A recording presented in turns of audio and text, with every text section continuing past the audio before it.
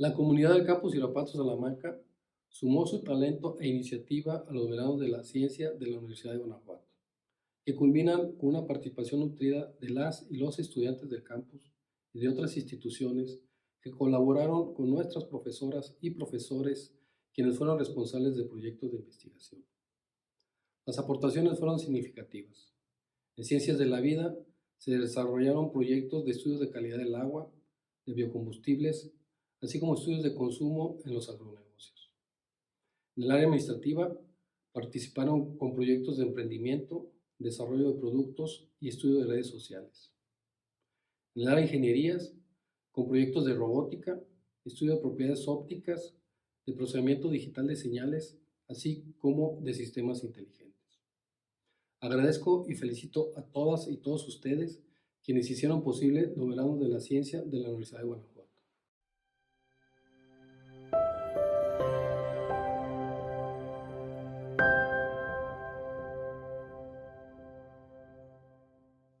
Buenos días. El presente video tiene como objetivo mostrar el proceso de propagación de portainjertos de aguacate adaptados a las condiciones del estado de Guanajuato.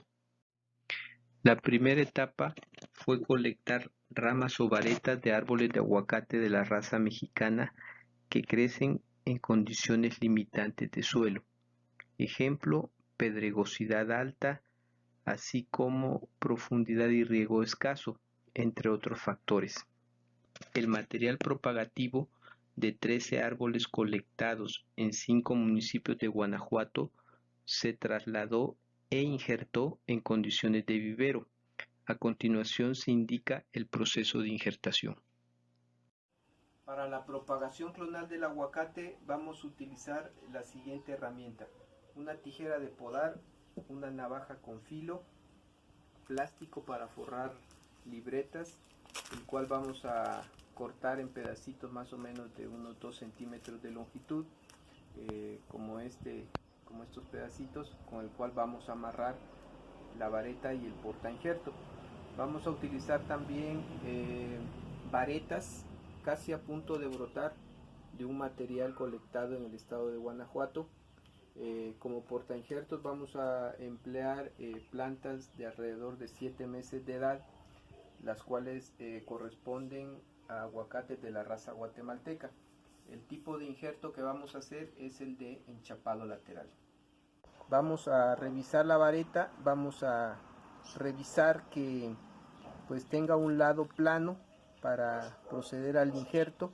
Vamos a seleccionar este lado, que es el lado más parejito, que no tiene tantos nudos. Vamos a hacer un corte largo.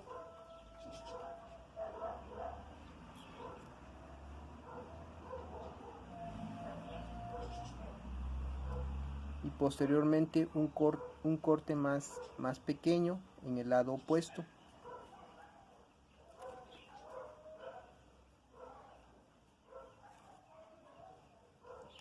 También en el portainjerto vamos a seleccionar un lugar liso que no tenga tanto nudos.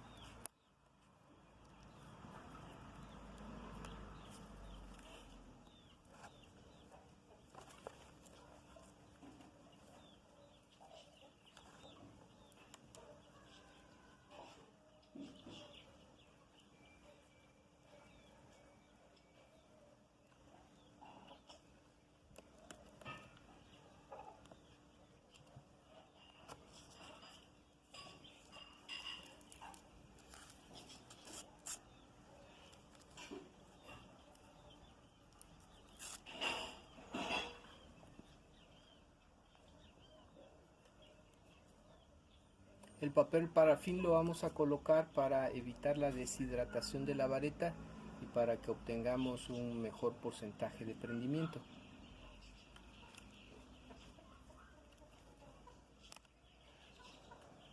Posteriormente vamos a cortar un poco la parte superior en el portainjerto para estimular la brotación de la vareta.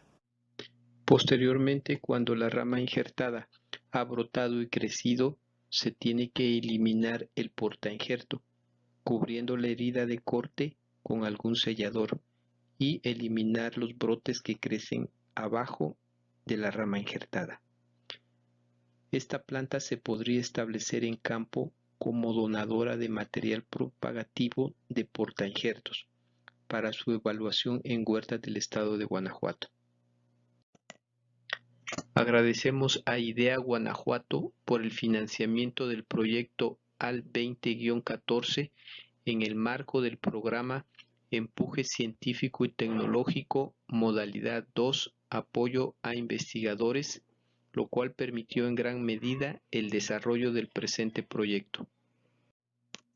Muchas gracias por su atención.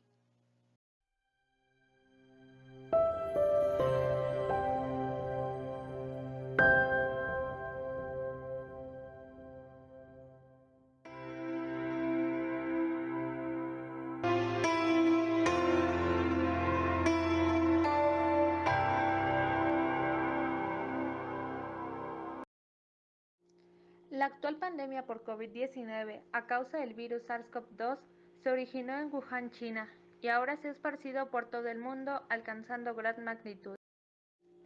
La infección ataca a los pacientes de distintas maneras, pues no es el mismo desarrollo de la enfermedad, ya que varía en edad y sexo de la persona.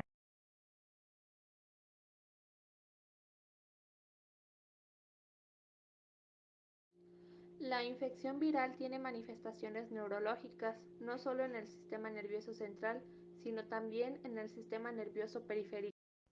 La infección por SARS-CoV-2 no solo afecta al sistema respiratorio, sino que ha demostrado un gran alcance a otros sistemas y sus órganos, incluidos el sistema nervioso dentro de sus divisiones, sistema nervioso central y sistema nervioso periférico.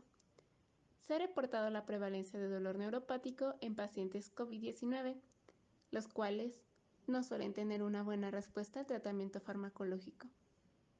No está bien establecido en qué sentido la enfermedad COVID-19 modifica la percepción del dolor o los mediadores químicos que están involucrados, así como su mecanismo de acción.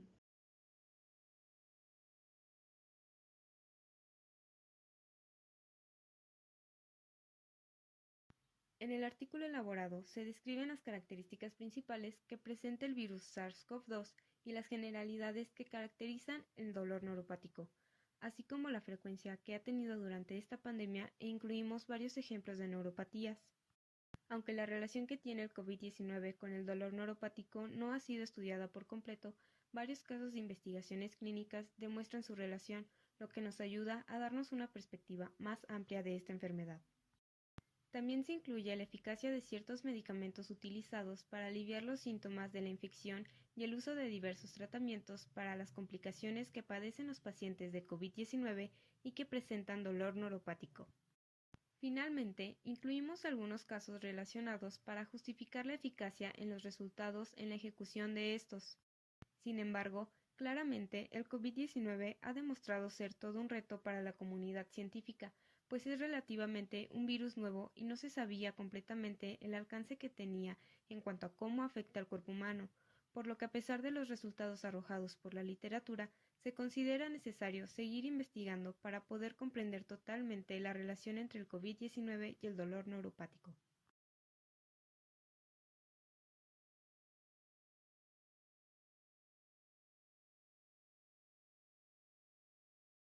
En cuanto a la metodología, buscamos información en diferentes bases de datos, las cuales fueron PubMed, EBSCOhost, Wiley y Google Académico. Las palabras clave que utilizamos para realizar nuestra búsqueda fueron COVID-19, dolor neuropático y relación. De los resultados totales que obtuvimos en esta búsqueda, aceptamos solamente un total de 39 artículos para poder llevar a cabo nuestra principal revisión. Después de que analizamos con mayor detenimiento cada uno de ellos, descartamos 27, ya que estos no cumplían con nuestro objetivo principal. Después continuamos solamente con 12 de estos. En la elaboración del artículo final, solamente utilizamos 9, ya que los demás tenían información que se repetía o que no nos resultaba necesaria.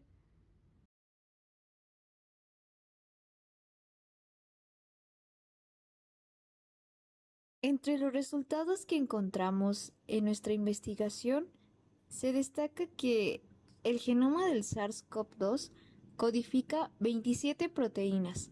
Entre ellas se encuentra la proteína Spike. Esta se une a la enzima convertidora de angiotensina 2.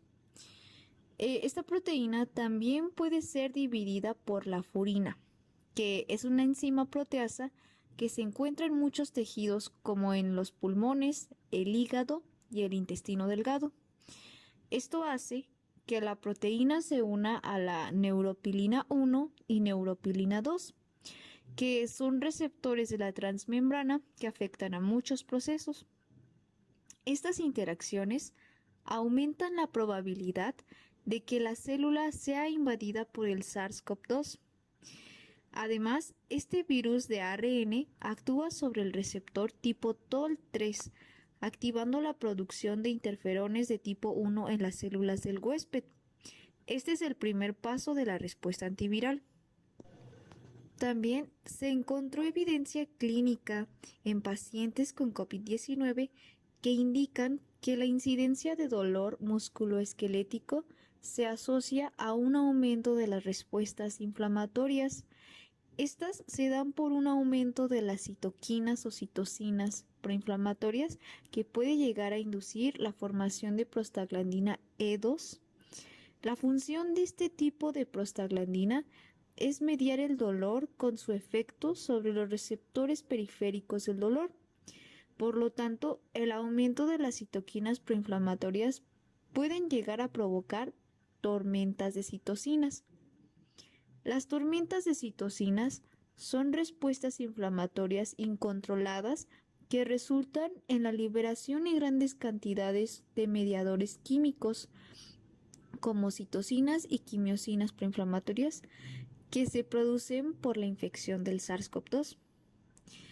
De acuerdo a los resultados observados en otro estudio clínico, se encontró que en los casos más graves que presentaban niveles elevados de interleucina 2R, interleucina 6, interleucina 10 y del factor de necrosis tumoral alfa, por lo que se llegó a la conclusión de que altos niveles de citoquinas y quimiosinas proinflamatorias daba lugar a un empeoramiento de la respuesta inflamatoria, provocando daños en los tejidos y fallos en los órganos. De esta manera se puede pensar que estas tormentas de citoquinas que se producen con el aumento de citocinas proinflamatorias puede tener un rol importante en la conducta nociceptiva presente en los pacientes. Gracias a esta información, se ha podido elaborar y probar hipótesis en donde se da a conocer que los dos interferones de tipo 1 alfa y beta podrían estar relacionados con la causa del dolor mediante la acción directa que tiene sobre los nociceptores. También se ha demostrado que los interferones de tipo 1 causan dolor, que es inducido por el virus, a través de una acción sobre las neuronas sensoriales en la que las proteínas antivirales producen una respuesta de señalización distinta que provoca el aumento de la excitabilidad en los nociceptores. También se reportó que la infección por COVID-19 aumenta los niveles plasmáticos de oncostatina M, un miembro de la familia interleucina 6, la cual se sabe que participa en la modulación del dolor neuropático, de manera que es posible postular que oncostatina M podría contribuir a agudizar los estados de dolores presentes.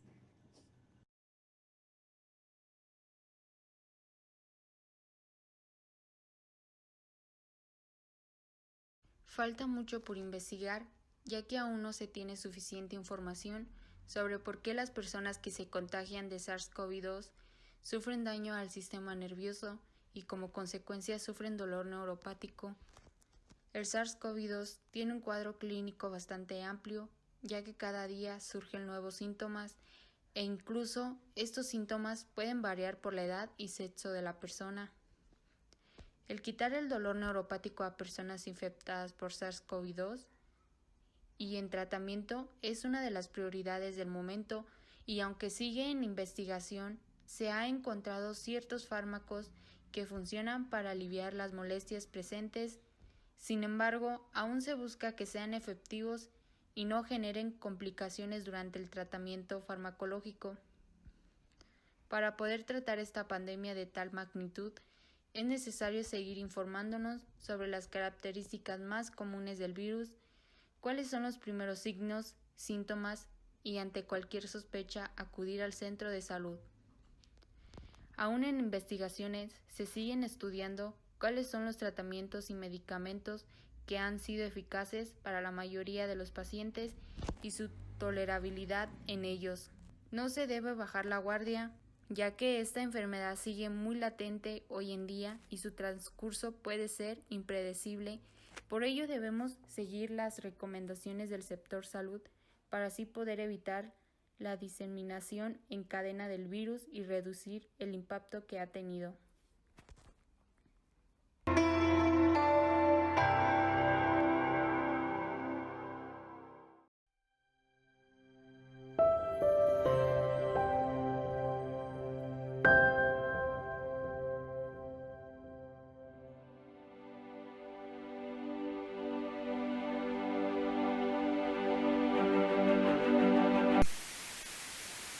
Impacto de la contingencia por COVID-19 en los micronegocios de Salamanca.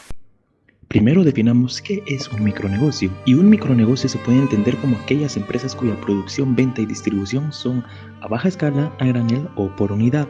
Coloquialmente también se entiende un micronegocio como aquellos que no superan los 10 trabajadores.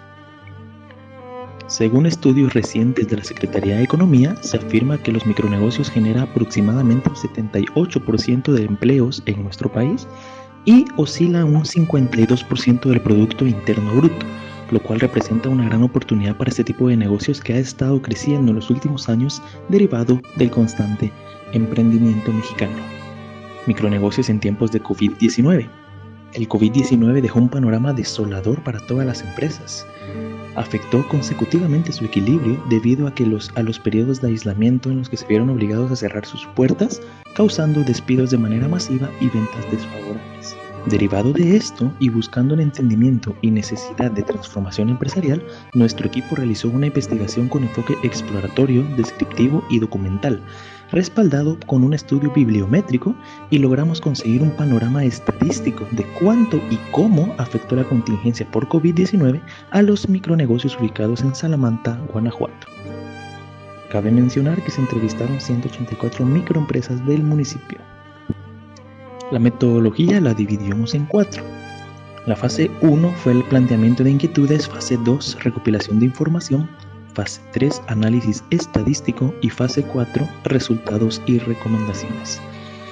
En planteamiento de inquietudes se plantearon varias preguntas para obtener la información necesaria para medir el rendimiento de los micronegocios durante la contingencia.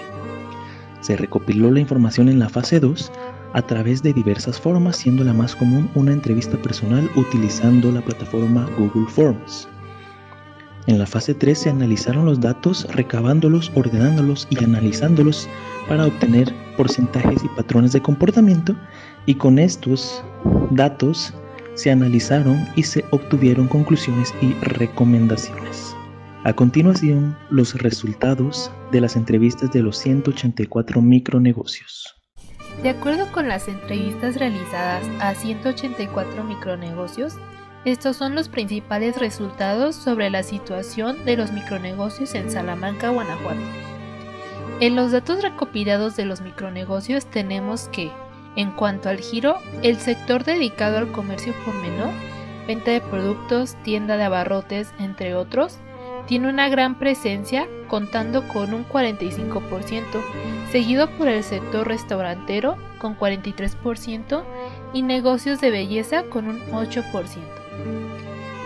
En la antigüedad de los micronegocios, obtuvimos que un 32% del total de los encuestados lleva de 2 a 5 años, 24% llevan más de 10 años, 20% con más de 5 años, 17% tiene de 1 a 2 años y un 8% de la población tiene menos de un año de antigüedad. El 75% de micronegocios llevan más de 2 años, lo cual denota experiencia previa y capacidad de continuidad empresarial. Número de empleados. Como parte de la información básica solicitada fue el saber el número de empleados con los que cuenta cada micronegocio. El 41% de las microempresas cuentan con 2 empleados, el 22% de 2 a 5 empleados, 30% de 5 a 10 y 7% de 10 a 30 empleados.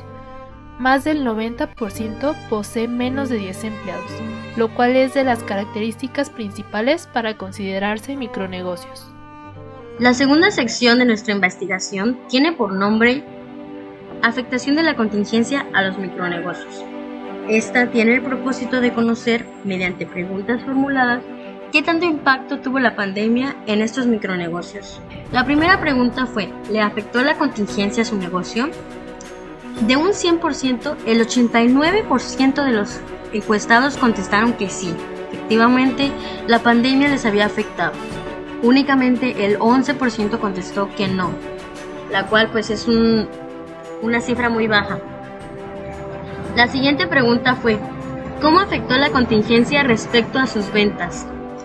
En esta pregunta del 100%, únicamente el 7% contestó que sus ventas se mantuvieron constantes y el 35% contestó que disminuyeron un 50% con respecto a sus ventas del 2019. La tercera pregunta fue, ¿cómo afectó la contingencia respecto a sus empleados? En esta pregunta el 34% contestó que disminuyó, o sea, que tuvieron que despedir. El 66% contestó que afortunadamente se mantuvieron constantes. En la cuarta pregunta se les hizo, ¿cómo afectó la contingencia respecto al sueldo de sus empleados? El 28% contestó que no pudo seguir pagándoles y un 72% contestó que pudo seguir pagándoles. La siguiente pregunta fue, si continuara la contingencia durante el 2019, ¿su negocio podría sobrevivir? Afortunadamente el 66% de los encuestados, de un total de 100%, contestó que sí y el 34% contestó que no. Si bien hubo una mayoría de encuestados que contestaron que sí afirmativamente podrían seguir sobreviviendo, un 34% representa una cifra muy alta. Acción y reacción de los micronegocios. El 76% de los micronegocios encuestados afirmó que realizó alguna estrategia para contrarrestar los efectos de la pandemia, mientras que el 24% no reaccionó ante la problemática. Del 76% de los micronegocios que implementaron estrategias, el 2% optó por un cambio de productos o servicios, el 9% realizó mejoras en sus productos y servicios, el 27% se anunció en redes sociales, mientras que el 62% implementó estrategias a domicilio, siendo esta la estrategia más utilizada. El 90% de los micronegocios afirmó que la estrategia implementada les ayudó a mantener o incrementar sus ventas, teniendo que 9 de cada 10 empresas lograron obtener beneficios al implementar una estrategia. De la misma manera, el 76% asegura que la estrategia implementada ayudó a mantener o incrementar el número de empleados. Hola, muy buenas, yo soy Khalid y a mí me toca exponer el apoyo por parte del gobierno en todo este análisis que estamos haciendo en el tema de la contingencia. Y la primera pregunta se centra en si durante la contingencia recibió algún apoyo por parte del gobierno. Un 95% de los encuestados no recibió ni un solo apoyo y solo un 5% sí lo recibió. Pero ahora si nos remontamos un poco a los resultados iniciales, en el que la pregunta base era si les había afectado la pandemia o no, aproximadamente un 90% había respondido que sí les había afectado. Entonces eso nos deja con una minoría bastante pequeña en la que el gobierno realmente sí apoyó. Después empezaremos con el apoyo por parte del gobierno, bueno, seguimos con eso, y si recibió un apoyo gubernamental y de qué gobierno fue. Como podemos notar, a pesar de que la estadística es muy poca, más de la mitad recibió un apoyo por parte del gobierno estatal, y todo lo demás se divide entre el municipal y el federal, que pues básicamente es cosa de nada, son números muy, muy pequeños de los que estamos hablando. ¿Y en qué tipo de apoyo gubernamental recibió? Nos damos cuenta que la mayoría recibió un préstamo a fondo perdido, que básicamente te dan un préstamo, pero tú ya no tienes que pagar pues nada del préstamo. Y la segunda opción más, bueno, eso se llevó bastante por la mayoría, un 60%, y un 20% de préstamo sin interés, pero que debe ser regresado. O sea, básicamente le hicieron un préstamo, pero no tenía ningún interés. Y después el último 20% se divide entre un 10 y 10 con una donación en especie. Y el último que ni siquiera se cuenta como apoyo, que básicamente es un préstamo pero con interés.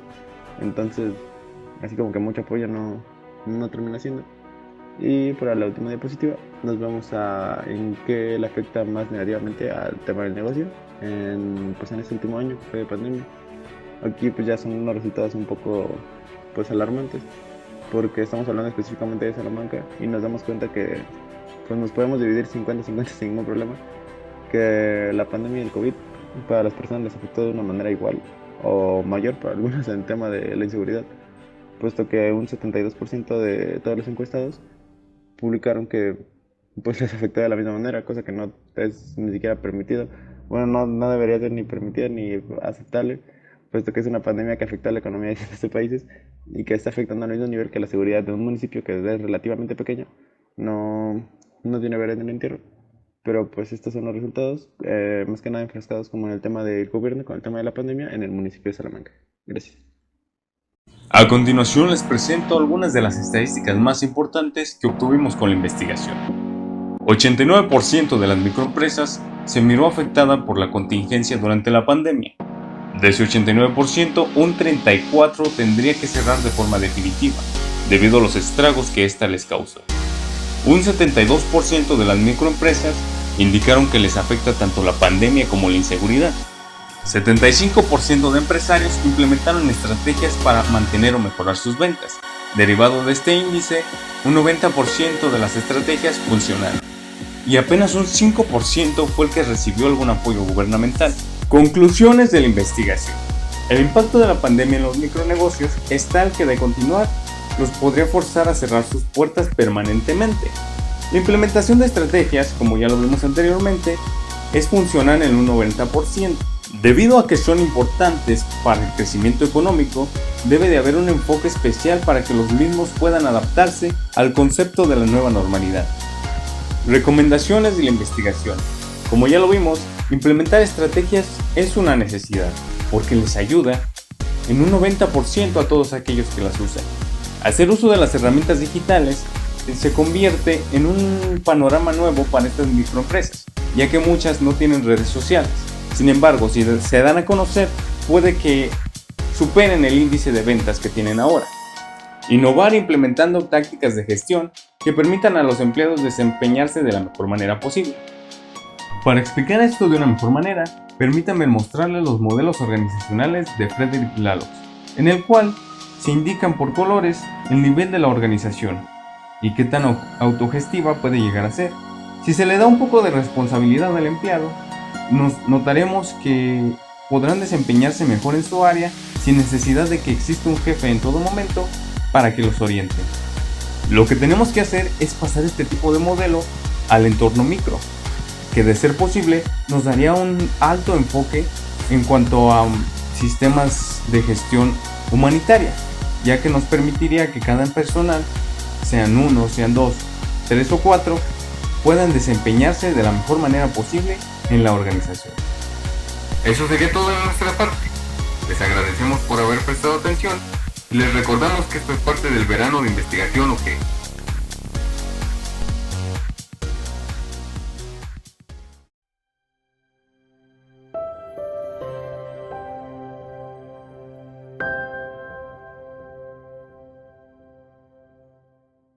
Bueno, pues primero que nada, buenos días, tardes o noches a la hora que estén mirando la presentación de nuestro trabajo de los veranos de la investigación 2021.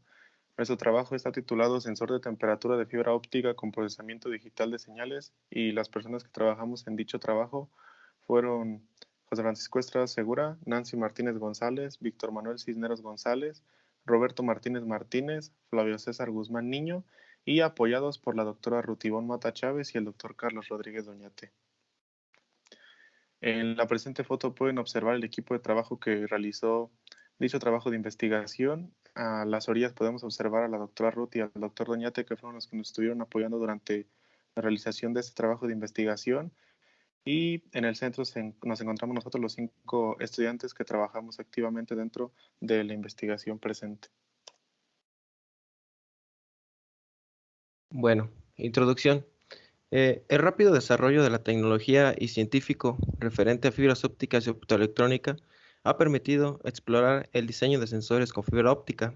Esto es, ya que en los últimos años el uso de la fibra óptica se ha visto en gran variedad de aplicaciones, sobre todo en las redes de telecomunicaciones, ya que al hacer uso de ellas se tienen grandes ventajas como transmisión de datos, alta velocidad, mejoras en el ancho de banda, evita interferencias, mejora la seguridad de la red, entre otras.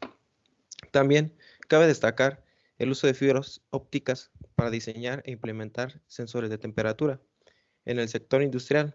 Esto es por la capacidad que tienen para soportar altas temperaturas, por su inmunidad al ruido, su tamaño reducido, su alta sensibilidad, entre otras.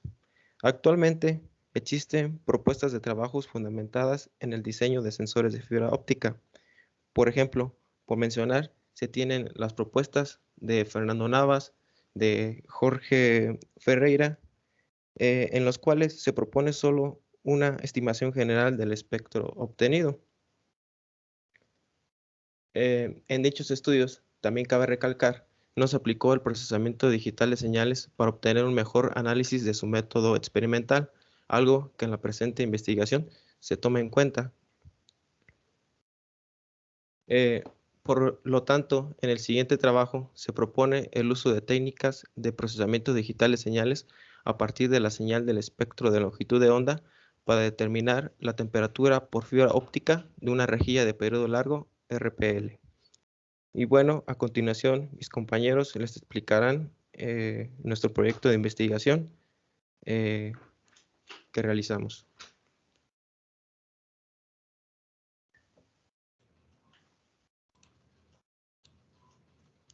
A continuación se describen los conceptos y técnicas que se llevó a cabo para la metodología que se propuso para solución del problema planteado. La función de transferencia del filtro en el dominio de la frecuencia queda definida por la siguiente ecuación. La ecuación de transferencia son ecuaciones que definen el comportamiento del filtro. Esta ecuación puede estar en función del plano S.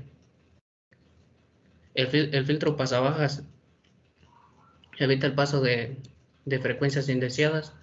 Un filtro pasabajas deja pasar solo frecuencias bajas que van desde 0 a la frecuencia de corte y rechaza las frecuencias que están sobre la frecuencia de corte. La frecuencia de corte es la frecuencia que separa la banda pasante y la región de transición del filtro.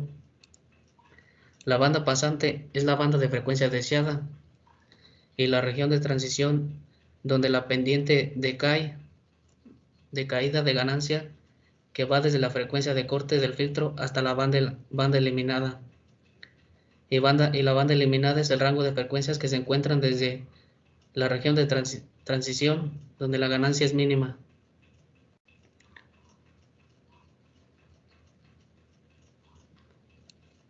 Por lo tanto, la implementación de un filtro de respuesta al impulso infinito FIR queda definida por la ecuación 2, que indica la convolución de coeficientes que definen el filtro HDN con la señal filtrada XDN.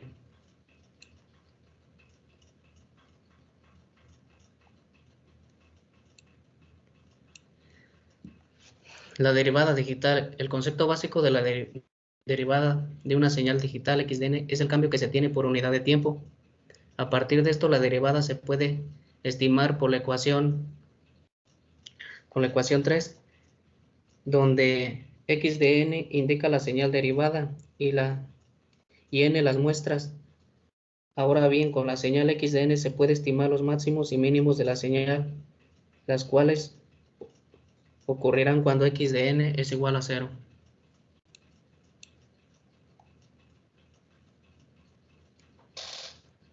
Con frecuencia encontramos con que se tiene que estimar valores intermedios entre datos definidos por puntos. El método más común que se usa para este propósito es la interpolación polinomial. Recuerda que la forma general de un polinomio de enésimo grado es la que se muestra a continuación. Dado n más 1 puntos, hay uno y solo un polinomio de grado n que pasa a través de todos los puntos.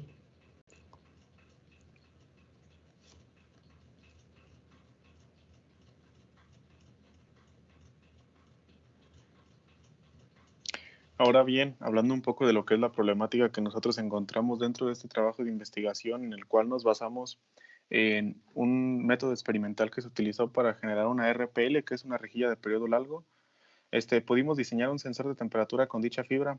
Esta fibra lo que hace es detectar la temperatura y mediante unos estuvimos detectando cómo es que cambiaba la luz que entraba en dicha fibra y con esto poder obtener una relación.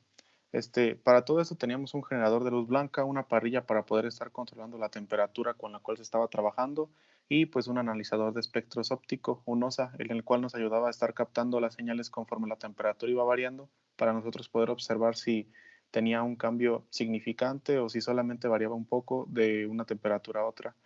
A partir de esto, podemos observar el comportamiento de dicha luz blanca. La temperatura sigue incrementando y en este caso en el método experimental se incrementó desde 100 grados hasta 500 grados, tomando los puntos de referencia en 100 grados, 200 grados, 300 grados, 400 grados y 500 grados respectivamente.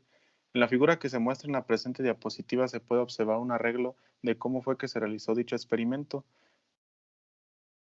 La información más a detalle sobre este experimento se encuentra en una de las referencias que nosotros tenemos, el cual es un artículo de investigación que se basa específicamente en cómo se generó la RPL y cómo utilizaron dicha fibra para poder detectar lo que es el sensor de temperatura.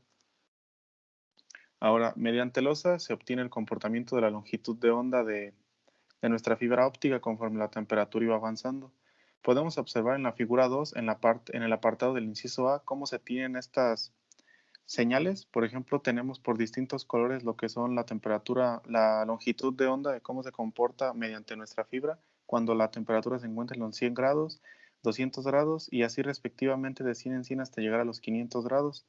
Y en la misma figura, pero en el apartado del inciso B tenemos un zoom para poder observar con mayor detenimiento cómo es que se iban comportando dichas fibras. Podemos observar que conforme la temperatura aumentaba, se empezaba a ver un pequeño desfase. Entonces, el objetivo de nosotros es detectar una aproximación que nos ayude a ver de mejor manera el comportamiento y poder determinar la temperatura de nuestro sensor, en este caso, que está generado a partir de nuestra rejilla de periodo largo, la cual es nuestra fibra con RPL.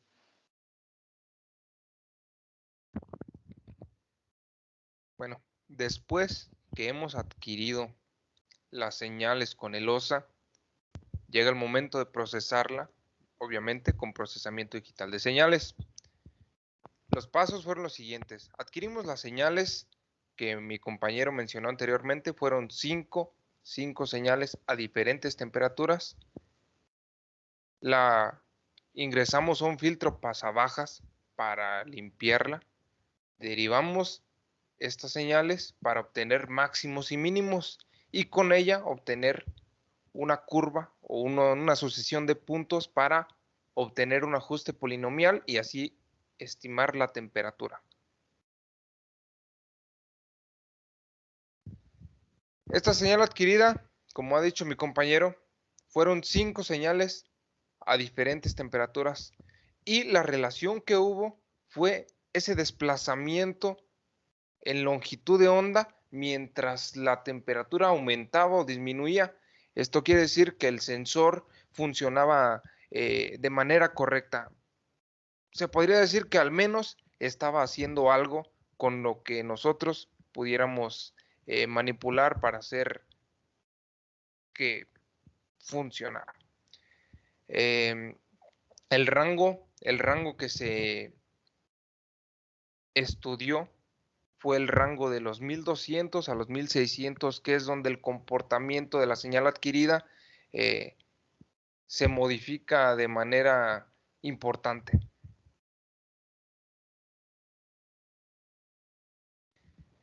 Este filtrado fue un filtro pasabajas. ¿Para qué? Para atenuar el ruido que el OSA nos proporciona y nos adhiere a la señal.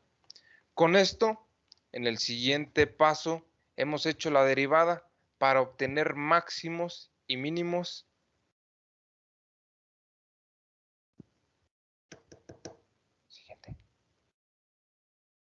obtuvimos los máximos y mínimos para poder determinar el punto en el rango de los 1400 nanómetros. 1390, 1410, que es donde tenemos el comportamiento más importante. Viendo en la figura de la derecha, vemos igual las señales adquiridas a diferentes temperaturas y vemos cómo va variando. El cruce, o mejor dicho, donde la señal se hace cero, es el máximo o mínimo de acuerdo a la derivada que hemos hecho. Esto quiere decir que en la figura, bueno, en la diapositiva anterior habíamos visto un mínimo en el rango más o menos de los 1400. En esta figura de la derecha podemos ver estos puntos, pues que van en el rango de los 1390 a los 1410 aproximadamente. Siguiente, por favor. Con estos puntos que vimos en los cruces por cero, vamos a obtener la gráfica de la izquierda, que es la relación de temperatura con la longitud de onda. Así es como va cambiando. Utilizando una aproximación o un ajuste polinomial, en este caso una aproximación lineal, podemos ver en la figura derecha el comportamiento en todo el rango de los 1390 hasta los 1410. Con esto podemos estimar la temperatura en cualquier rango de estas longitudes de onda.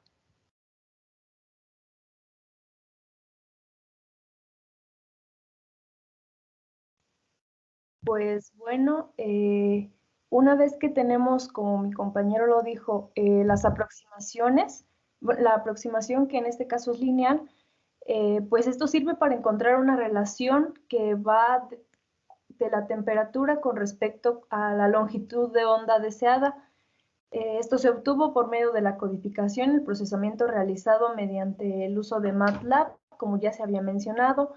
Una vez que tenemos esta aproximación, lo que nos falta ahora es conocer estas longitudes de onda. Nosotros tomamos para fines prácticos los valles más bajos que nos mostraba nuestro espectro de comportamiento de las señales adquiridas.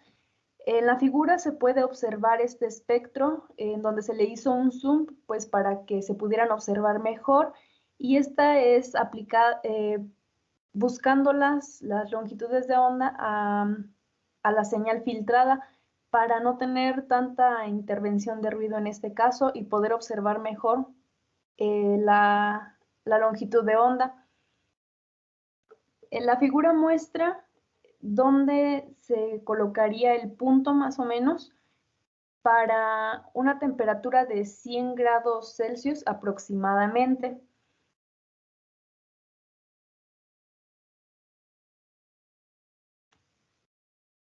Una vez que ya obtuvimos las longitudes de onda correspondientes para cada una de las temperaturas a las que estamos trabajando y que esperamos obtener aproximadamente, como se mencionó, que es de 100 grados, 200 grados, 300 grados, 400 grados y 500 grados Celsius, recordamos nuestra aproximación lineal que se obtuvo en la parte de metodología, que es 19.916 multiplicado por nuestra variable x menos 27.587.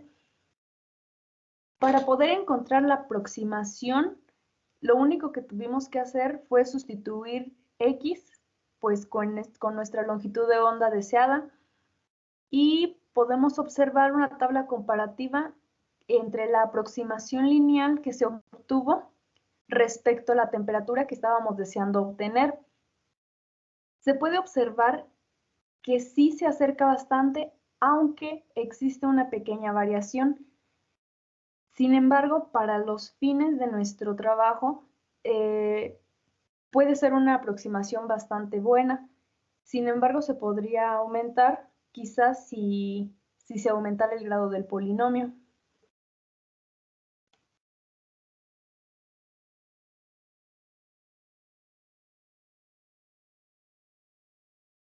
Como conclusión, se pueden hacer muchos y de diferentes formas los sensores de temperatura a base de fibra óptica. Está nuestro método, se puede utilizar también algún tipo de interferómetro, pero la diferencia con nuestro trabajo es que hemos utilizado el procesamiento digital de señales para obtener esa temperatura. ¿Qué quiere decir? Que mientras en otros métodos utilizan un análisis visual, en nuestro caso sometemos las muestras, las señales adquiridas a un procesamiento digital de señales y con esto la eficiencia mejora bastante debido a que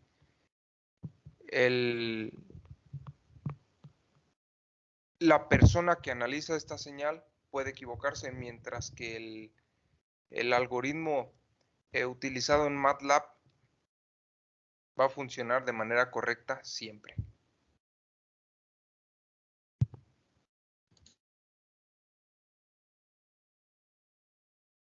Bueno, aquí se pueden mostrar algunas de las referencias que nosotros utilizamos tanto para la parte del marco teórico como para el método experimental en el cual nos basamos para desarrollar el proyecto del análisis de nuestro sensor de temperatura. Y pues por nuestra parte sería todo. Esperemos que haya sido de su agrado y pues que tengan un excelente día, noche o tarde.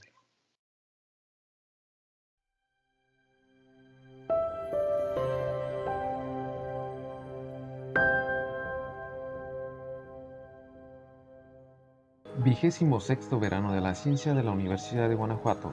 Nosotros somos alumnos de la División de Ciencias de la Vida Campus Irapuato Salamanca y a continuación presentaremos el artículo de investigación titulado Percepción e impacto del COVID-19 en el sector agroalimentario del estado de Guanajuato, el cual estuvo a cargo de la doctora Ana Isabel Mireles Arriaga y los alumnos Ana Viridiana Martínez Franco, Aurora Juárez Landa y Christopher Alejandro Aguilera Pérez. El objetivo de esta investigación fue identificar y describir la percepción y las diversas afectaciones de los actores del sector agroalimentario del estado de Guanajuato ante la pandemia, así como reconocer los puntos críticos en los distintos eslabones de las cadenas del sector agropecuario. La pandemia del COVID-19 es uno de los desafíos más serios que ha enfrentado la humanidad en tiempos recientes. El sector agroalimentario, pese a cumplir una función social de primera necesidad, no ha sido inmune al coronavirus, aunque el sector primario nunca dejó de producir, puesto que es responsable de un número considerable de empleos y aporta importantes elementos a la canasta básica. El sector ha sido golpeado por los alcances de la pandemia, en particular por la escasez de mano de obra generada por el confinamiento y las restricciones a la movilidad de personas. Aunque destacamos que la agricultura y el sector rural en general son sumamente importantes, ya que aportan a la economía y permiten enfrentar la crisis. En contexto, estimaciones del año 2020 indicaban que la población económicamente activa en el trabajo agrícola se podría ver afectada por la pandemia en un 35%, por ser población vulnerable debido a la edad y enfermedades crónicas. Es así que se dejaría a este sector con una posible crisis de producción para los siguientes años. En México, en estados como Guanajuato, el coronavirus ha provocado afectaciones en el campo por hasta 950 millones de pesos, siendo los más afectados los criadores de cerdos. Esto debido a que se registró una disminución de hasta el 15% en el consumo de productos agrícolas. De acuerdo con datos de la Coordinadora de Fomento al Comercio Exterior del Estado de Guanajuato, COFOSE, el valor de las exportaciones de agroalimentos en el periodo enero-mayo 2020 fue de $760 millones, representando un 11% de las exportaciones totales del estado de Guanajuato, de lo cual 50% corresponde a productos frescos, el 29% pertenece a productos congelados y el resto se divide entre productos procesados de origen animal y productos con contenido alcohólico. Asimismo, dentro del análisis sectorial, en julio del 2020 se concluye que el sector agropecuario presenta un fuerte potencial de crecimiento derivado de la sólida demanda interna, así como de la demanda externa del principal destino de exportación. Para esta investigación se realizó una encuesta estructurada en la plataforma Microsoft Forms con escala Likert realizada a productores del sector agrícola, pecuario y comercial, en un periodo de tiempo establecido entre junio y julio del año 2021. La selección de la muestra se determinó por conveniencia a partir de 40 alumnos de la División Ciencias de la Vida de la Universidad de Guanajuato, del campus Irapuato Salamanca, que estuvieran ligados a productores del sector agroalimentario de Guanajuato. Las variables que se consideraron en la encuesta fueron datos demográficos, limitándose solo a la población perteneciente del estado de Guanajuato, el sector o giro productivo, la variación de precios en insumos y servicios para cada sector, el nivel de afectación en la cadena de procesos y el nivel de afectación por COVID-19 en el área de recursos humanos del sector agropecuario. Los datos recolectados se agruparon y graficaron en el software Microsoft Excel 2019. De los encuestados, 75% se dedica a la producción agrícola, 11% a la producción pecuaria y 14% a actividades de comercialización dentro del sector. En el sector comercial agrícola, el insumo con mayor aumento de precio fue el combustible. Por su parte, los precios relacionados a servicios, como lo son agua, luz e internet, no se vieron variados. Se encontró también que de los encuestados, poco más del 60% no asume gastos de renta de local, por lo cual solo 3 de las 4 variables respecto a variación de precios en su sector aplican para él. Dentro de la cadena de procesos, la fijación de precio y ventas fueron los eslabones que mayor afectación presentaron. La adquisición de mercancías y distribución figura en un segundo lugar en la escala de afectados a lo largo de la cadena de procesos de la comercialización, siendo el paso correspondiente al almacenamiento el que presentó menor impacto. A continuación se destaca en el gráfico que durante la pandemia la variación de precios en el sector pecuario obtuvo diferencias para cada variante. Por una parte, el 50% de los encuestados señalan que el alimento pecuario, el servicio de electricidad y los servicios veterinarios aumentaron de precio, siendo que el servicio de agua en el 100% de los encuestados se mantuvo de precio. Por otra parte, solo el 25% hace uso de prácticas de inseminación artificial para la reproducción de su ganado. En esta gráfica se observa el nivel de afectación por COVID-19 en la cadena productiva del mismo sector y se indica que el 50% presentó afectaciones para la compra de insumos pecuarios durante la pandemia y el 25% lo resintió más. También se destaca que en la etapa de cuidados y manejos pecuarios el 75% presentó afectaciones, puesto que para ello se requiere de capital humano, el cual se mantuvo limitado a causa de las restricciones por la pandemia. Parte fundamental de este sector es la comercialización, por lo que el 50% de los encuestados reflejan como afectado este proceso y el 25% como muy afectado. El COVID-19 además trajo consigo una demanda en productos y servicios. Se preguntó a los productores agrícolas en cuál de los insumos enlistados había existido una variación de precio, y el 90% coincidió que el fertilizante fue afectado con un incremento. En cuanto al servicio de electricidad, el 44% mencionó que hubo un aumento. Solo el 40% respondió que se mantuvo el precio. También se vio afectado el insumo de la plántula y las semillas. Sin embargo, el 70% menciona que disminuyó el precio en estos. Cabe resaltar que algunos de los cultivos que se producen con mayor frecuencia en la población encuestada son maíz, sorgo, hortalizas, trigo, etc. La cadena productiva del sector agroalimentario se ha visto afectada mayormente en la comercialización y venta de la cosecha. Así lo indica el 52% de los agricultores estudiados. La presencia del COVID-19 afectó poco al 30% de los productores al momento de adquirir sus insumos. De igual manera, 33% indicó que existió poca afectación en la preparación del terreno. Y solo el 30% comenta que la pandemia no le generó afectaciones para la preparación de su terreno. El capital humano resulta clave para el desarrollo de las actividades agroalimentarias de los sectores pecuario, agrícola y comercial en el que fue basado el presente estudio. Se observa que el 43% de la población se vio primordialmente afectada en el salario y ausencia. Cabe resaltar que el sector agroalimentario es una fuente de empleo aún en pandemia, de manera que el 49% de la población encuestada dice que no fue afectada en despidos, solo resultó poco o afectada 27% respectivamente. Mientras que 22% de los encuestados se identificaron como afectado, y el otro 22% no fue afectado. También el 43% de los productores mencionan que se vieron afectados por las ausencias del personal. Solo el 41% se vio afectado debido a las renuncias. Los agricultores ante el COVID-19 han dado muestra de lo importante que es el sector agroalimentario para brindar productos de primera necesidad a la población pese a las restricciones. En un análisis de revisión de artículos se menciona que la pandemia afectó a los trabajadores del campo porque se restringió su movimiento.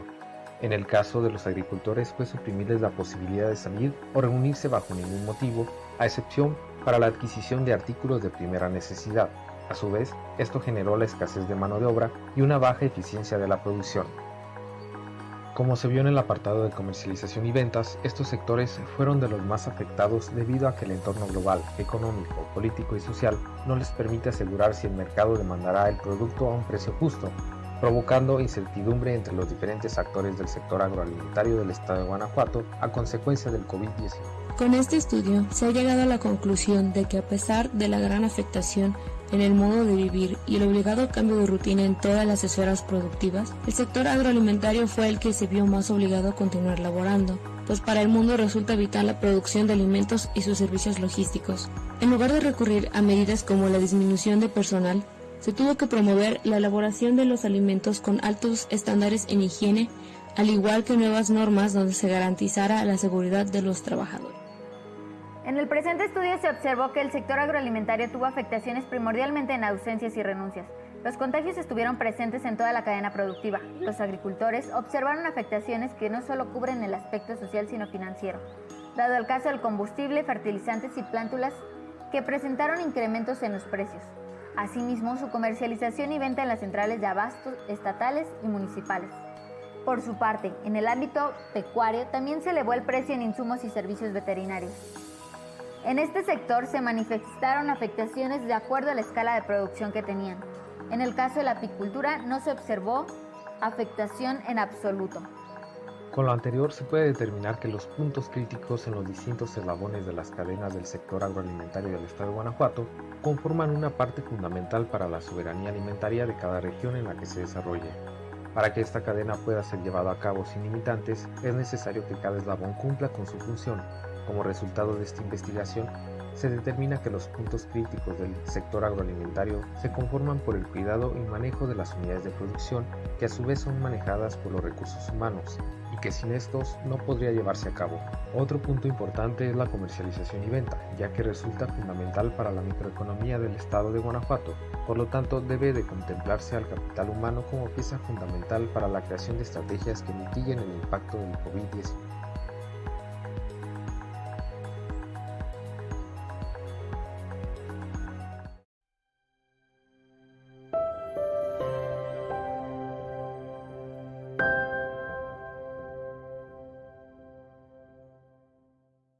Buen día, me llamo Ángel Medel. Y yo me llamo Oscar Daniel. Y en nombre de todo nuestro equipo de trabajo, vamos a presentar los resultados de nuestro proyecto de Veranos de la Ciencia UG, el cual consiste en la determinación automatizada de los centros instantáneos de velocidad en mecanismos planos. Los objetivos de nuestro proyecto son 3. El primero es desarrollar un programa que determine los centros instantáneos de mecanismos planos determinados de un grado de libertad. El segundo es desarrollar un programa semiautomatizado para determinar los centros instantáneos de velocidad en mecanismos planos indeterminados. Y el tercero consiste en desarrollar una teoría para determinar las líneas asociadas a la localización de los centros instantáneos en mecanismos planos que tengan 2 grados de libertad.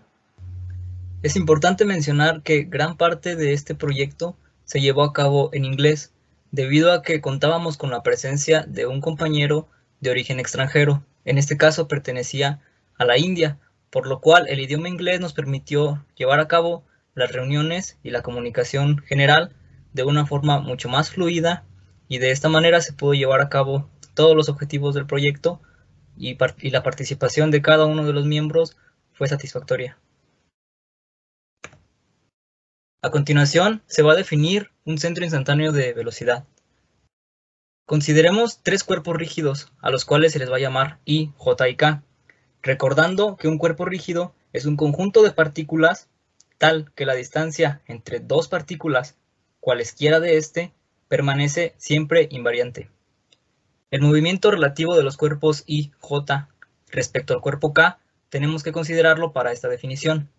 El centro instantáneo de velocidad del movimiento relativo entre los eslabones I y J se va a denotar como I o IJ, que será igual a OJI, y este podemos definirlo de tres formas. La primera de ellas es que el centro instantáneo OIJ es una pareja de puntos coincidentes. Uno de estos puntos pertenece al cuerpo I y el otro al cuerpo J, tal que uno de los eslabones gira respecto al otro alrededor de un eje que es perpendicular al plano del papel, o en este caso de la pantalla, que pasa por el punto O y J precisamente. La segunda definición nos dice que el centro instantáneo O y J es una pareja de puntos coincidentes. La diferencia con esta definición es que aquí se establece que uno de ellos pertenece al cuerpo I y el otro al cuerpo J, pero aquí no existe velocidad relativa entre ellos. La ecuación siguiente nos muestra esto. La tercera definición nos dice que el centro instantáneo O y J es una pareja de puntos coincidentes. Uno de ellos pertenece al cuerpo I y el otro al cuerpo J, tal que la velocidad de ambos es la misma. De nuevo, con esta ecuación podemos observar la siguiente definición. Es importante mencionar que las tres definiciones son completamente equivalentes. ¿Cómo se clasifican los centros instantáneos de velocidad? Bueno, los centros instantáneos de velocidad en un mecanismo plano pueden clasificarse de acuerdo a diferentes criterios. El primer criterio es de acuerdo a la forma en la que estos se localizan o en la que podemos encontrarlos. Los primarios son aquellos que pueden encontrarse mediante simplemente la definición de un centro instantáneo de velocidad. Los secundarios, por el contrario, requieren de la aplicación de métodos mucho más elaborados para su localización. Algunos de estos métodos pueden ser el teorema de Arnold-Hall-Kennedy, el cual fue empleado en este proyecto. La segunda clasificación es según si el tipo de movimiento relativo entre los eslabones es absoluto o relativo, es decir, si uno de los eslabones es fijo o no. Aquí encontramos dos clasificaciones. Los absolutos son aquellos que están involucrados con el eslabón fijo, es decir, el que no se mueve. Y los relativos son aquellos que no tienen ninguna relación con el eslabón fijo.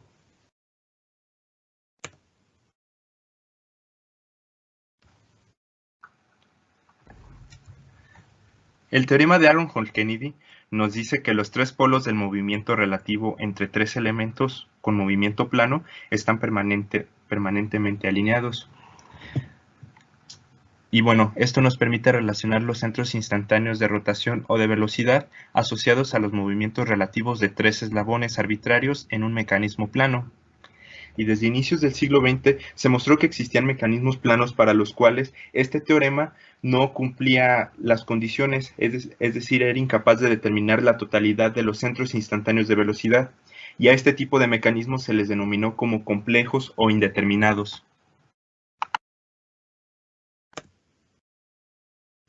A continuación, se van a mostrar los resultados principales de este proyecto.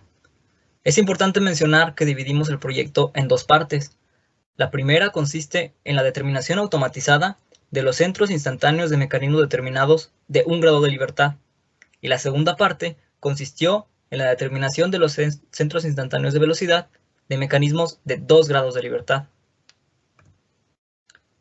A continuación se van a mostrar los resultados y detalles importantes de las tareas relacionadas al inciso A, que es el mecanismo de 1 grado de libertad, relacionadas al programa que se empleó en el software. Para el caso de 1 grado de libertad, se trabajó con un mecanismo plano de 5 eslabones. El programa funciona calculando los centros instantáneos primarios primeramente y, posteriormente, calcula los secundarios utilizando el teorema de Arnold-Hall-Kennedy. A continuación se muestra un dibujo del mecanismo de 1 grado de libertad con el que se trabajó en el presente proyecto. En la siguiente figura se muestran las posiciones de los centros instantáneos primarios que se encontraron en la primera solución que hizo el programa. En la tabla se encierran aquellos que son conocidos, por lo que aún es necesario, como podemos observar, que nos faltan calcular algunos centros instantáneos. Estos que nos faltan son los secundarios.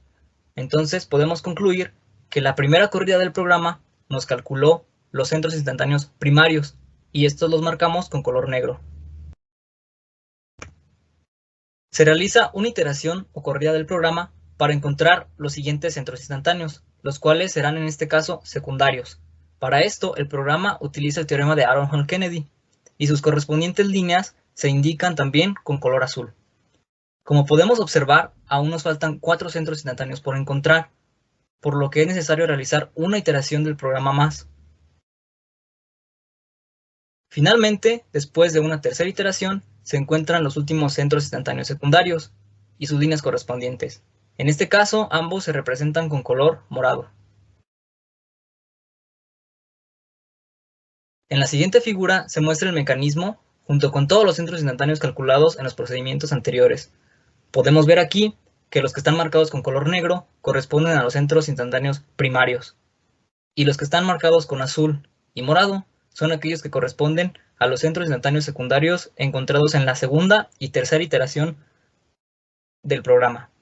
A continuación, se muestran los resultados y los detalles más importantes de las tareas del inciso B, estas relacionadas a la determinación de los centros instantáneos de velocidad de mecanismo de 2 grados de libertad.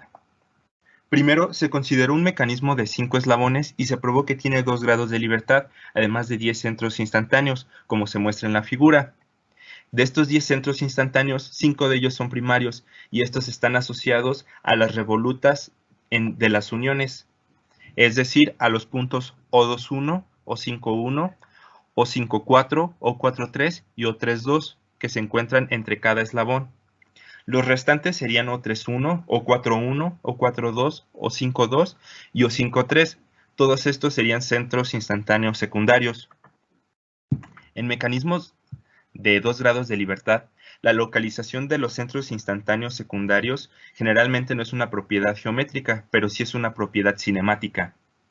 En este punto, las similitudes entre los centros instantáneos de 2 grados de libertad, de mecanismos de 2 grados de libertad y de 1 grado de libertad terminan, pero también es importante mencionar que en la determinación de centros instantáneos de velocidad secundarios para mecanismos de 2 grados de libertad, aún existe una propiedad geométrica, es decir, la localización de cualquier centro instantáneo secundario siempre va a estar localizada a lo largo de una línea llamada línea de centro, y esta línea de centro va a estar asociada con el centro de velocidad secundario. Uno de nuestros objetivos en este proyecto es determinar estas líneas de centro para mecanismos de 2 grados de libertad. La primera aproximación que hicimos fue resolver el análisis de velocidad del mecanismo, empleando ecuaciones básicas de dinámica del cuerpo rígido. De esta forma conocemos la velocidad del eslabón 3 y 4, teniendo en cuenta que la del eslabón 2 y 5 son conocidas. La segunda aproximación que realizamos fue que, considerando la velocidad angular del eslabón 2 igual a 0, el mecanismo de 2 grados de libertad pasaría a ser de 1 grado de libertad, donde el teorema de Aaron-Hall-Kennedy puede ser usado para encontrar los centros instantáneos de velocidad secundarios. Similarmente, si se suma una velocidad angular igual a 0 para el eslabón 5, sucede lo mismo.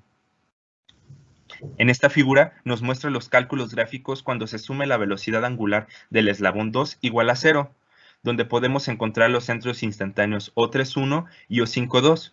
Los restantes se pueden calcular asumiendo que el eslabón 2 es considerado como unido rígidamente al eslabón fijo 1.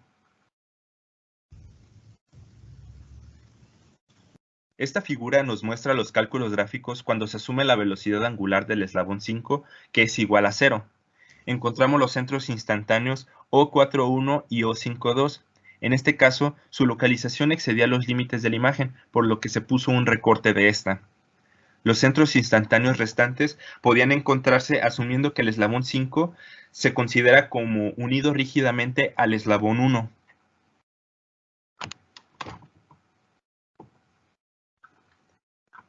Finalmente, se presentan las líneas de centro de los 5 centros instantáneos secundarios del mecanismo de 5 barras con 2 grados de libertad.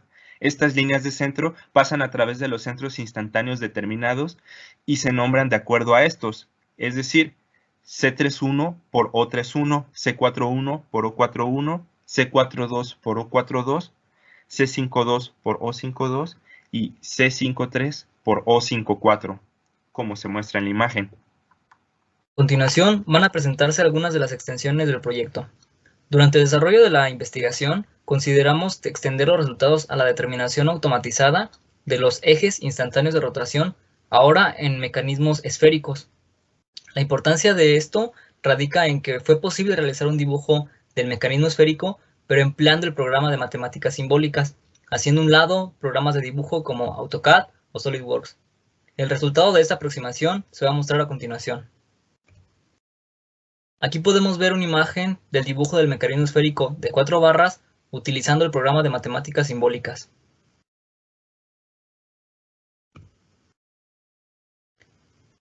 Es todo por nuestra parte, gracias por su atención.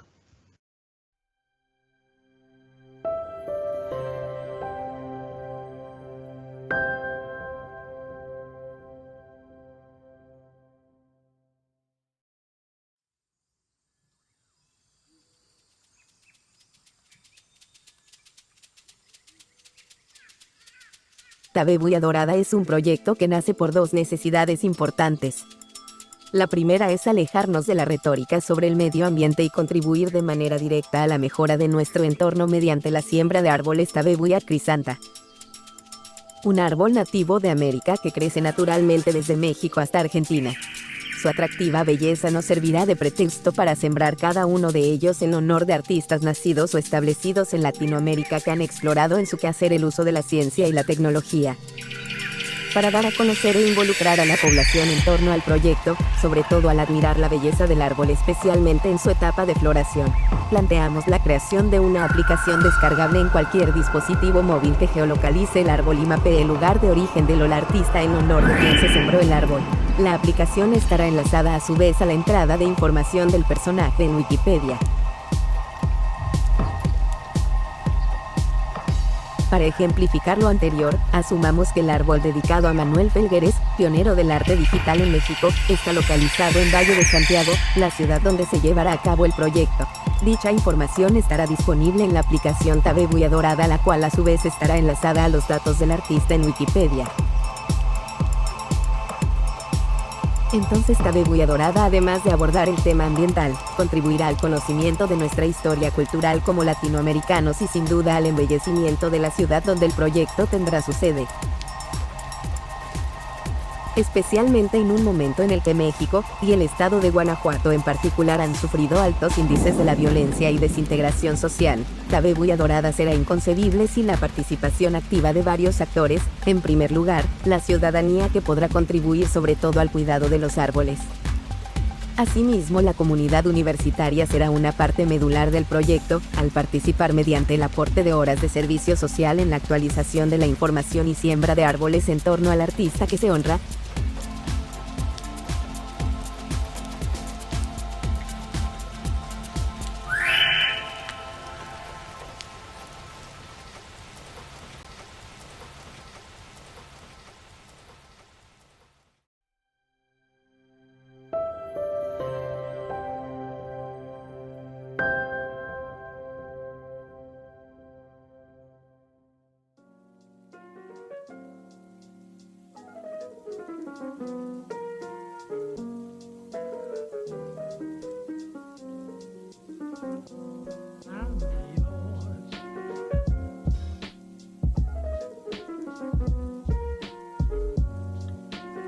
¿Qué es un algoritmo bioinspirado?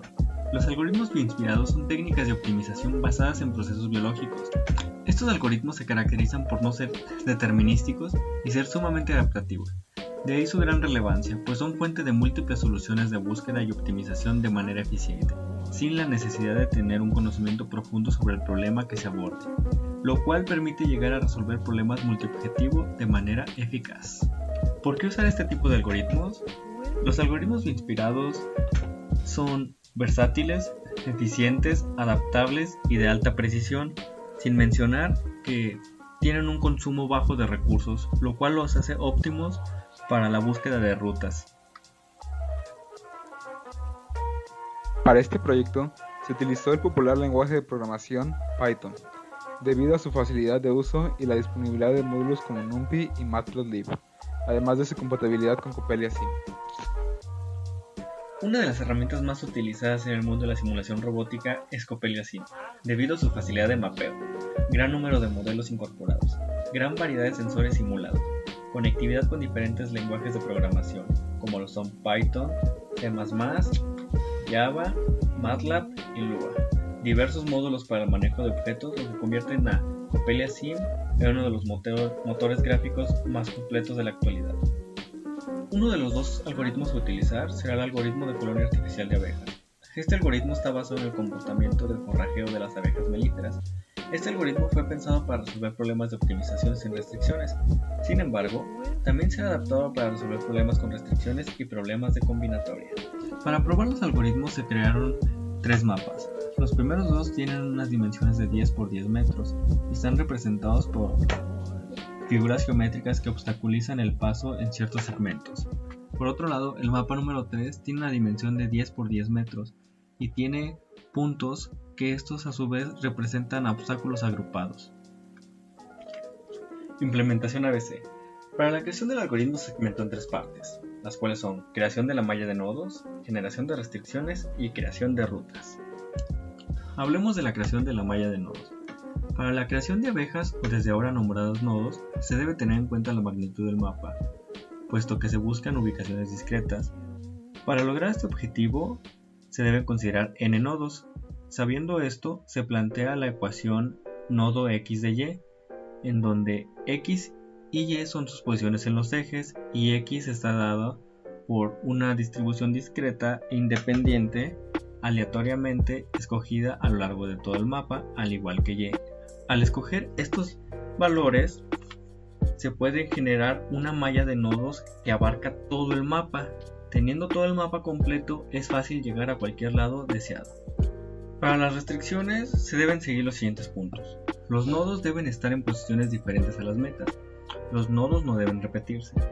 Los nodos no deben generarse en posiciones ya establecidas como son las paredes de los mapas y obstáculos. Los nodos no deben existir fuera de las barreras de los mapas. Como ya se mencionó, están estas restricciones, las cuales se pueden representar de manera matemática como se observa. Al cumplir todas estas restricciones, nuestro algoritmo crea los puntos en el mapa de manera ordenada y que puedan abarcar todo el mapa sin repetir ni tener puntos muertos e inválidos, como se puede ver en la figura. Para la creación de rutas se debe seguir el siguiente pseudocódigo. En un ciclo, que se repetirá hasta que la ruta sea encontrada, se seleccionará un nodo. Si este nodo atraviesa un obstáculo con su trayectoria marcada, generará una nueva malla de nodos para encontrar uno que no colisione. En caso de que sea bueno, se agregará a la ruta. En caso de que la ruta sea igual a la meta, la ruta será encontrada. Al momento de encontrar las rutas, se pueden encontrar todo tipo de rutas, porque puede tener muchos tipos de camino. Por ejemplo, en este caso se encuentra una ruta que no colisiona y tiene una distancia algo larga. Sin embargo, sigue siendo buena al no tener ningún obstáculo de frente. Sin embargo, a la siguiente iteración, el programa encontró una ruta aún mejor, en donde se tiene mucha menos distancia, lo cual hace que este algoritmo sea especial, porque se pueden crear 100 rutas o 1000 rutas en menos de 10 segundos y él mismo encontrará cuál es la mejor, pues va clasificando las rutas como de menor distancia, de mayor distancia y va escogiendo cuál es la mejor. Los resultados de este algoritmo fueron satisfactorios. Como se puede ver, el programa al ejecutarse en el mapa número 3 obtuvo una muy buena ruta que es eficiente y no choca. Esto se debe a que este mapa es de tipo puntual y es de los más sencillos de ejecutar para el programa.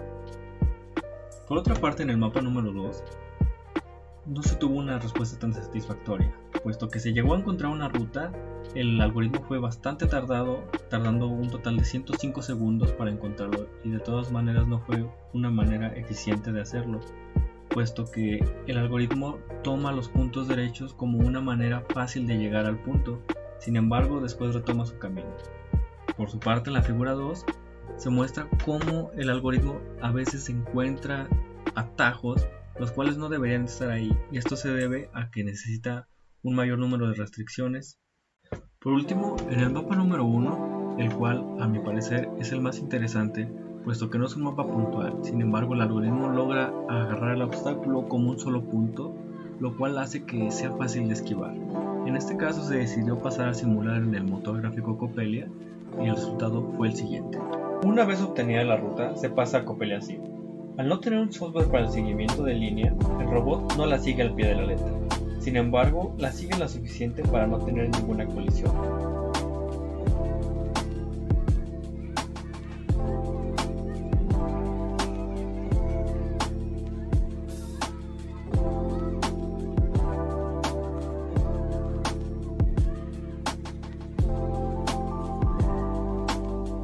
Shuffle Frog Leaping Algorithm. Este algoritmo se basa en el comportamiento de caza de las ranas. Es un método de enjambre basado en la población. Este algoritmo combina los beneficios de los algoritmos genéticos y los algoritmos de comportamiento social del tipo PCO. En él, la información es pasada entre todos los individuos en la población, mientras que en los algoritmos genéticos solo se permiten las interacciones padre e hijo. Este algoritmo se ha utilizado exitosamente en otros problemas de optimización, como el vendedor viajante y otros. De manera general, es posible describir este algoritmo en 4 pasos sencillos. El primero es A, inicialización. El primer paso es generar una población inicial de ranas dentro del espacio de posibles soluciones. Se define una rana como una posible solución. El número de ranas en la población se define como F. El segundo paso es la partición. Se ordenan las ranas en orden descendente según su evaluación o fitness, y se divide la población en M grupos, siguiendo un procedimiento que es similar a la repartición de cartas en un juego de póker. El tercer paso es la actualización. En este proceso se actualiza la posición de la peor rana, denominada como XW, la cual es la rana que posee el peor fitness en cada grupo. Se utiliza la fórmula mostrada en pantalla, donde XB es la rana con el mejor valor de fitness en cada grupo, y RAND es un número aleatorio entre 0 y 1. Si este proceso no produce una mejor solución, entonces la mejor rana XG es utilizada. El cuarto paso es barajar, donde todas las ranas de la población son mezcladas, y el proceso se repite hasta alcanzar la convergencia. Este proceso de barajar es similar al proceso en el que se reparten las cartas en un juego de póker.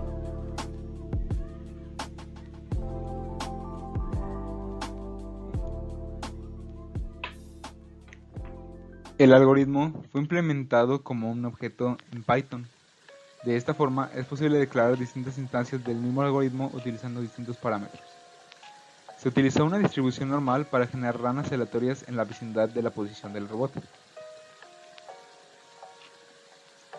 Para realizar la evaluación de las ranas o soluciones propuestas, se utilizó la siguiente función fitness, donde XY es la rana por evaluar, XY-OJ es la distancia de la rana al obstáculo más cercano, y XY-T es la distancia de la rana al objetivo. Finalmente, W1 y W2 son los pesos que reciben ambos parámetros.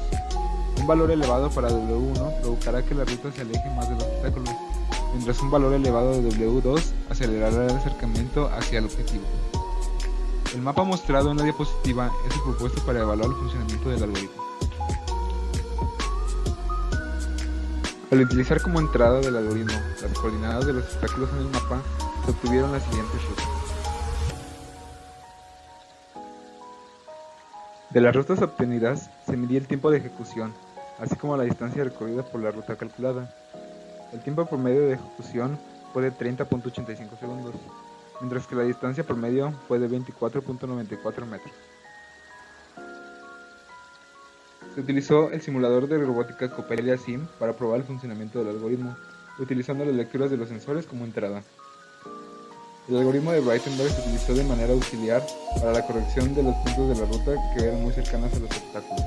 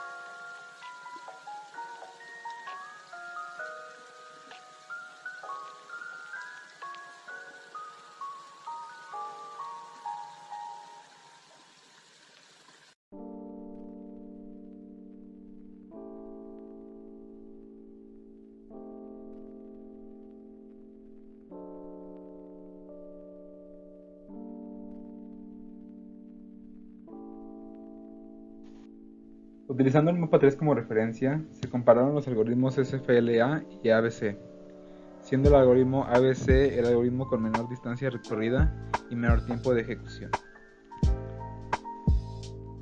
Conclusión. El algoritmo ABC es capaz de encontrar la mejor ruta de n rutas en un tiempo reducido. Es versátil y tiene la capacidad de adaptarse a diferentes entornos. Ambos algoritmos funcionan correctamente en mapas de obstáculos dispersos, pero presentaron problemas en mapas de tipo laberinto. A diferencia de otros algoritmos, SFLA no requiere de un modelo preciso del entorno a navegar, siendo capaz de generar soluciones funcionales a partir de la información obtenida de sensores. Los resultados obtenidos dan espacio a la mejora, la cual puede ser obtenida al afinar los valores de los parámetros utilizados.